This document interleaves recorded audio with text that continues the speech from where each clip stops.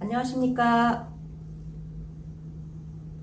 도로교통공단에서 근무하고 있는 민지숙입니다. 알수록 쓸모있는 운전면허 잡학사전 알쓸 운잡 6번째 시간입니다. 이번 시간에는 2020년 교통사고 현황에 대해 말씀드리겠습니다. 지난해 2020년 교통사고 사망자 숫자가 어느 정도 되는지 아십니까?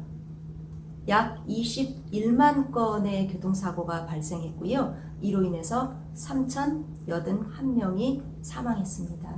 이와 같은 통계는 경찰서에 접수가 되고 인명피해가 있는 경우이다 보니 사실 가벼운 접촉사고라든지 서로 합의를 하고 끝낸 교통사고는 제외되었다고 보시면 됩니다. 그러니 도로에서는 이보다 훨씬 더 많은 교통사고가 발생하고 있다는 거죠. 그렇다면 이와 같은 교통사고는 언제, 어디서, 어떻게, 왜 발생하고 있는지 살펴보겠습니다. 교통사고는 크게 차 대 차, 차 대 사람 교통사고로 나눕니다.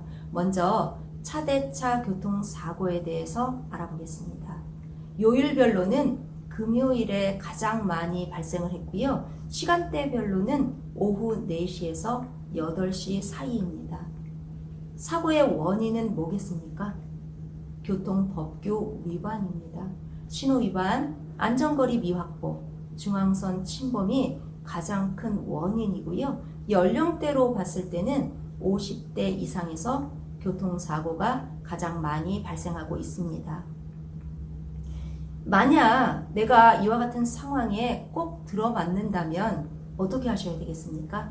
당연히 안전운전에 신경을 쓰셔야 되겠죠. 다음은 차대 사람 교통사고에 대해서 말씀드리겠습니다. 즉, 걷거나 도로를 횡단 중에 발생하는 보행교통사고를 말합니다.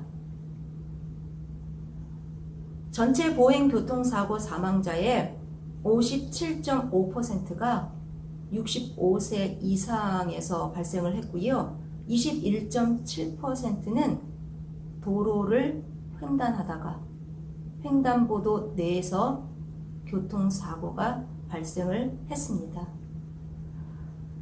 도로를 횡단하라고 만든 것이 횡단보도이다 보니 횡단보도는 안전한 거 아닌가라는 생각을 하실 수도 있는데요. 안타깝게도 횡단보도가 무조건적으로 안전하지는 않습니다. 이유가 무엇이겠습니까? 운전자의 안일한 법규 위반과 보행자의 부주의 때문인 거죠. 교통사고라고 하면 대개 차 대 차 교통사고를 떠올리기 쉽지만 의외로 차 대 사람 교통사고가 만만치가 않습니다.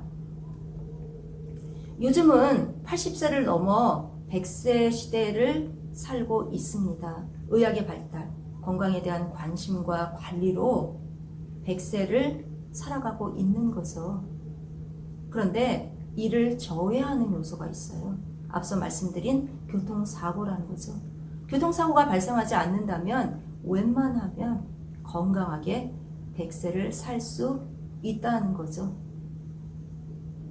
이 강의를 들으시는 여러분들 중에 운전하시는 분들이 많이 있으실 거예요. 혹은 여러 가지 이유로 그렇지 않은 분들도 있으실 겁니다.